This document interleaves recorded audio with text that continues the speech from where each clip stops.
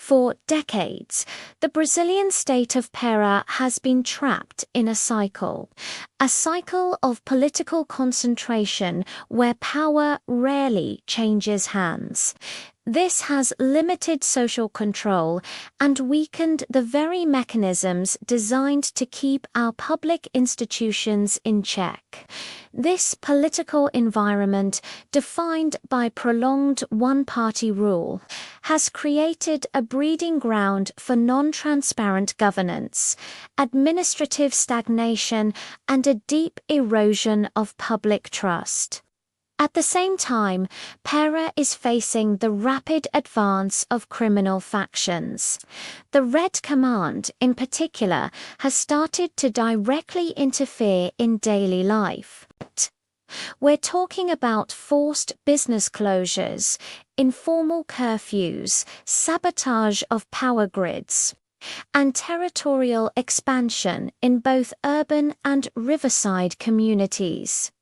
These are not just rumors, they are facts, widely reported by residents, the press, and public security studies. They show that organized crime has become a parallel power, exploiting the very gaps left by institutional weakness. What we're witnessing is a collapse of the state's ability to guarantee security, public order, and fundamental rights, the core, non-delegable duties assigned to the state by the Constitution. When criminal factions start deciding business hours, imposing local rules, and threatening essential services, it's a clear sign that the state has lost its operational authority in those territories. This isn't just a security problem, it's a structural crisis. It's a crisis where traditional politics is failing to respond to modern challenges, where organized crime is filling the void left by the state's absence, and where ordinary citizens are left vulnerable, unprotected, voiceless, and without any real prospect of change. Pará is going through one of the darkest chapters in its recent history.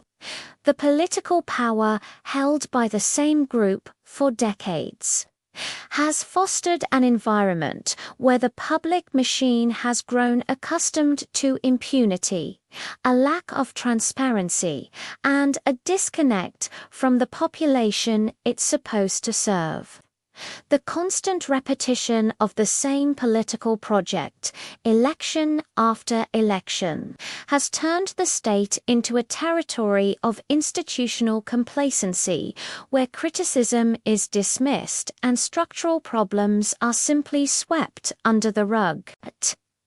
While the government boasts about its achievements in slick propaganda, the reality for the people of Pará is starkly different. Organized crime has taken the place of the state in countless regions. The Red Command, once a distant headline, now dictates the rules. They impose curfews, shut down businesses, and sabotage essential services. In many neighborhoods, a faction's word carries more weight than a police presence. And this didn't happen by accident. Criminal factions only thrive where the state fails to do its job. A parallel power only establishes itself where authorities have failed to protect their people. Crime only expands where politics has become self-serving, more concerned with maintaining its own dominance than with confronting the chaos spreading through the streets. The people of Pará are caught in a vice grip. On one side, a government that lives on rhetoric and marketing.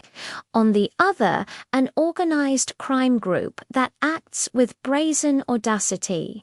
And in the middle, the population is left to suffer, vulnerable, without security, without support, and without any real hope for change. What we are seeing is the failure of the democratic state in its most basic duty to guarantee life, liberty, and public order. When a criminal faction decides which store can open, who can walk the streets, or when the lights will stay on, it means the state has abdicated its sovereignty, and a government that doesn't control the territory it administers isn't governing. It's just occupying an office. Let's be even more direct. Has become a laboratory for everything that goes wrong when a state is taken over by a corrupt, complacent political power that is deaf to the suffering of its people. Decades of the same leadership have turned the government into a fortress of special interests, while the common citizen has been reduced to a mere extra in their own land. Meanwhile, the Red Command didn't just grow, it filled the vacuum left by the state. Today, in many neighborhoods, it's not the government or the police who are in charge. It's the faction. They shut down businesses, decree curfews, cut power, sabotage services, and dictate the rhythm of people's lives. And why? Because no one in power had the courage, the competence, or the real will to confront the problem. The raw, unvarnished truth is simple. Crime only governs where the government does not. Para has been left to its own devices. The population is living under two forms of tyranny: the institutional tyranny of a political cycle that repeats endlessly, and the criminal tyranny of factions that operate in broad daylight without fear, without resistance. This isn't a public security challenge. This is a state collapse. It is abandonment. It is omission. It is the bankruptcy of a political model that has become routine and now controls neither the streets, nor the people's needs, nor its own territory. When crime dictates business hours, when a faction has more say than the government, when the population hides while public authorities pretend everything is fine, it becomes painfully clear. The state has ceased to govern, and those who abandon their people are not a government, they are complicit in the chaos. Let's break down the logic of this permanent political dominance. Para is one of the Brazilian states where a true change in power has virtually ceased to exist. The prolonged control by the same political groups, supported by a robust electoral machine, deep-rooted networks of influence, and tight institutional control has created a closed power system. It's difficult to question and nearly impossible to defeat at the ballot box. This dominance isn't just about winning elections. It's built on deeply entrenched economic alliances, strategic control of public agencies, the distribution of jobs and favors to ensure loyalty, a culture of political dependency, and the repetition of a narrative that sells the idea that the state is working. This system transforms governance into a political monopoly where dissent is weakened. Criticism becomes an annoyance, and oversight is almost symbolic. In regimes like this, power doesn't need to be efficient, it just needs to be continuous. On the surface, state propaganda showcases construction projects, investments, social programs, and carefully selected statistics to project an image of progress. But behind this facade, the daily life of the people of Pera reveals a different story, a chronic inability to control its territory, rising violence, irregular public infrastructure, the complete absence of the state in entire regions, fragile essential services, and urban peripheries left to fend for themselves. A strong state is one that shows off what it did. One that controls the territory it governs and protects the population it administers. And on this central point, Pera is failing. It does not control significant portions of its own territory. The rise of the Red Command is not a historical accident or the work of a few daring criminals. It is a direct product of state fragility. Where the government is absent, the faction moves in. Where the police don't go, the faction occupies. Where the state doesn't control schedules, movement, energy, and commerce, the faction decides. The expansion of organized crime is a consequence of the absence of integrated security policies, a lack of effective police intelligence, systemic corruption, a slow judicial system, the abandonment of poor neighborhoods, and an institutional tolerance for the loss of territory. Today, there are areas in Pera where the faction is faster, more present, and more decisive than the state itself. In practical terms, this is a breakdown of sovereignty.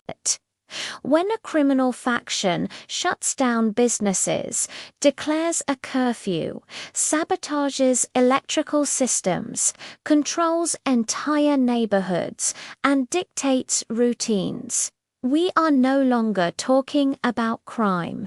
We are talking about armed political power. This only happens because the current model of governance fails to address the root of the problem. Public officials talk about security but act superficially, limiting themselves to occasional operations to maintain the appearance of control. The people live in fear. The government lives in illusion. The faction lives in freedom. The people of Pera are now squeezed between two forms of domination. The institutional political domination that controls the state's direction without alternation, dialogue, or renewal, and the criminal domination that controls the territory, daily life, commerce, security, and often life itself. One form of power is legal but distant. The other is illegal but ever-present. And the people are stuck in the middle, unprotected, abandoned, and silenced. The collapse in Pera is not the fault of a single administration. It's the result of decades of power concentration that has weakened the state's institutional defenses. Strong governments are not born from eternal hegemonies. They are born from alternation, oversight, plurality, and courage. When that disappears, the state stops working. And when the state stops working, crime takes over. Pera does not need more propaganda. It does not need more promises. It does not need more political continuity. What Pera needs is a real change of power, a reconstruction of its oversight institutions, smart and integrated public security, the reclaiming of its territory, and a government with the courage to face what is real, not what the propaganda invents. Until that happens, the people of Pera will continue to live between two masters, one that doesn't govern, and one that governs by force, and neither of them is on the side of the citizen. Thanks for watching, and please subscribe for more in-depth analysis.